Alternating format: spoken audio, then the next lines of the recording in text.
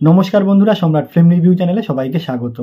তো যেটা শাকিব খান পারেনি, বাংলাদেশ থেকে যেটা শাকিব খান পারেনি, সুপারস্টার মেগাস্টার শাকিব খান যেটা পারেনি, সেটা কি এবার সুপারস্টার অর্থাৎ এই পারের মানে এপার বাংলার কলকাতার ভারতবর্ষের দেব সুপারস্টার নায়ক টলিউডের দেব কি সেটা করে দেখাবে? শুধু ইন্ডিয়া জুড়ে নয়, সারা বাংলাদেশেও কিন্তু এবার একটা ধামাকা মাচাতে চলেছে দেব। সেই টপিক নিয়ে মূলত আজকে আলোচনা করব। একটু প্রতীক্ষা করুন। থাক, আর প্রতীক্ষা করতে হবে না, অনেক প্রতীক্ষা করেছেন, এবার আসল কথাটা বলি। তো এবার দেব নিয়ে আসতে চলেছে তার নতুন আপকামিং সিনেমা প্রতীক্ষা।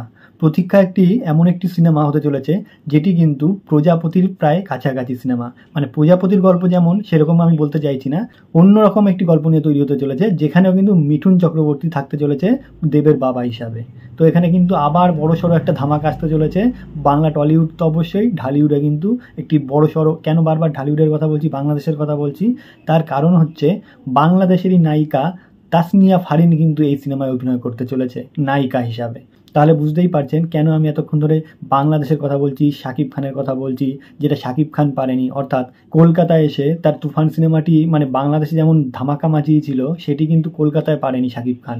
ঠিক বিপরীত দিক থেকে কিন্তু এবার দেব কতটা পারে বাংলাদেশে কাঁপাতে এবং বাংলাদেশের ঢালিউড কাঁপাতে, সেটাই কিন্তু এখন দেখার বিষয়। কারণ এবার কিন্তু বাংলাদেশেরই নায়িকাকে নিয়ে, তাসনিয়া ফারিনকে নিয়ে সিনেমা করতে চলেছে দেব। তো এই সিনেমাটির নাম হচ্ছে প্রতীক্ষা, তাই এতক্ষণ প্রতীক্ষার কথা বলছিলাম। প্রতীক্ষা সিনেমাটি কিন্তু একটি মানে মানে সাধারণ ঘরোয়া সিনেমার কাহিনী হতে চলেছে, কিন্তু এটুকু বলতে পারি যে দেবের সিনেমা মানে কিন্তু, আর অভিজিৎ সেন যেহেতু পরিচালক, সেক্ষেত্রে কিন্তু বলাই যায়, অনেকেই বলবে যে সিরিয়াল মাফিক সিনেমা। অনেকেই এর আগে কিন্তু ট্রল করেছিল প্রজাপতি সিনেমাটি নিয়ে, কিন্তু এবার বলে রাখি, এবার কিন্তু একটি বড়সড় মেগা বিগ বাজেটের কিন্তু সিনেমা হতে চলেছে।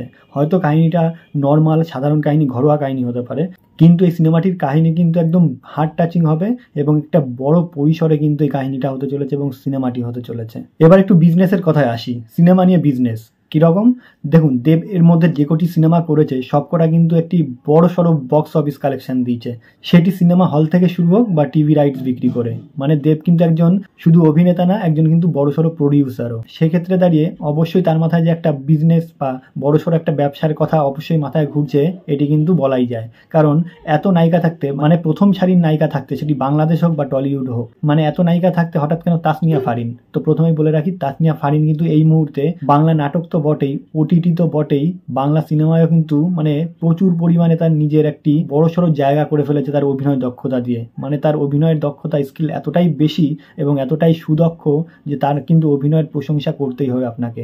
ইতিমধ্যে আমি বলে রাখি, তাসনিয়া ফারিনের কিন্তু আমি মানে অত্যন্ত একজন বড় ফ্যান, নিজেও একজন বড় ফ্যান।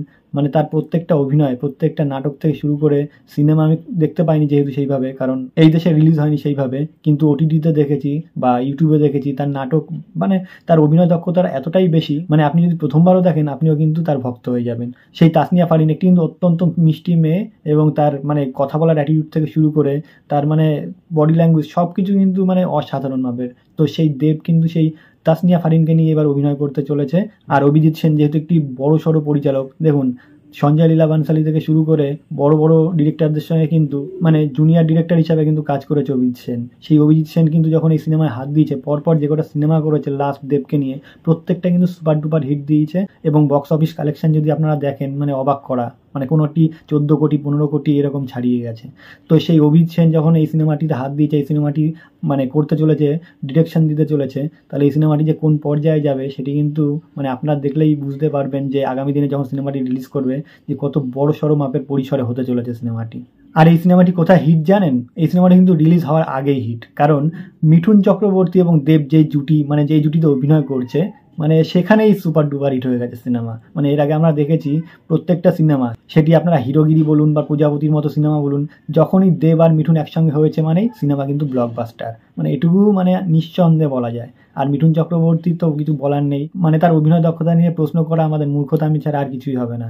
তাই সেখানে দাঁড়িয়ে দেব এবং মিঠুন যেহেতু একসঙ্গে কাজ করছে, মানে মাইন্ড ব্লোয়িং একটি সিনেমা হতে চলেছে। আবার মানে গল্প যেটুকু শুনেছি আর কি, মানে পুরোটা শুনতে পারিনি, তারপরেও যতটা আন্দাজ করেছি সেক্ষেত্রে দাঁড়িয়ে কিন্তু একটি দারুণ ব্লকবাস্টার সিনেমা হতে চলেছে যদি ঠিকঠাকভাবে করা যায়। তো এই প্রতীক্ষা সিনেমা নিয়ে যখন তাসনিয়া ফারিনকে কল করা হয় বা ফোন করা হয়, তাকে বলা হয় যে মিঠুন চক্রবর্তী এবং দেবের সঙ্গে কাজ করতে হবে। এটি শুনেই কিন্তু সে একদম খুশিতে মানে মানে উৎফুল্ল হয়ে পড়ে একদম, মানে এতটাই খুশি হয় সে, মানে তৎক্ষণাৎ মানে শোনার সঙ্গে সঙ্গে কিন্তু হ্যাঁ বলে দেয়, সিনেমার জন্য রাজি হয়ে যায়। সিনেমার কাহিনী কি, প্লট কি, সমস্ত কিন্তু কিছু না শুনেই যখনই শুনেছে যে মিঠুন চক্রবর্তী এবং দেব রয়েছে সিনেমায়, সঙ্গে সঙ্গে কিন্তু তৎক্ষণাৎ সে হ্যাঁ বলে দেয় সিনেমার জন্য। মানে এটি কিন্তু একটি তার কাছে একটি বড় পাওনা। মানে কারণ যেহেতু প্রথম সারির নায়িকা না হয়েও সে এত বড় একটি সুযোগ পাচ্ছে এবং এত বড় পরিসরের একটি বড় বিগ বাজেটের সিনেমায় অভিনয় করার সুযোগ পাচ্ছে এত বড় বড় অভিনেতাদের সঙ্গে, এটি কিন্তু তার কাছে একটি সত্যি বড় পাওয়া। তো এই সিনেমাটি আগামী 1 বৈশাখে কিন্তু রিলিজ হতে পারে এরকমই শোনা যাচ্ছে। তো আশা করবো সিনেমাটি যখন আসবে অবশ্যই কিন্তু বাংলাদেশ তথা ভারতবর্ষের সমস্ত জায়গায় কিন্তু একটি বড়সড় উৎসব চালু হয়ে যাবে, এটুকু বলাই যায়। তো আর বেশি কিছু বলবো না, এটি ছিল মূলত আজকে আমার বিগ আপডেট। তো এখানেই শেষ করবো। ভিডিওটি যদি ভালো লাগে অবশ্যই লাইক, কমেন্ট এবং শেয়ার করবেন এবং অবশ্যই সাবস্ক্রাইব করবেন। নমস্কার।